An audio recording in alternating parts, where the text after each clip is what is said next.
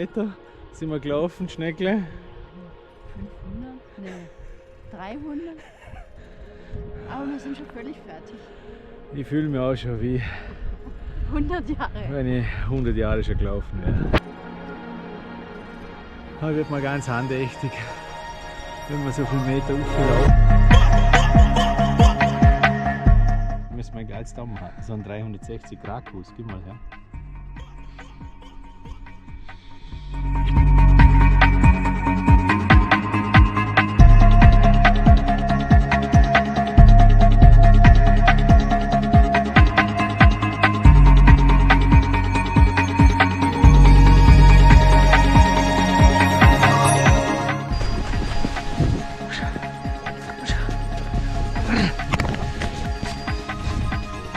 Ja, genau.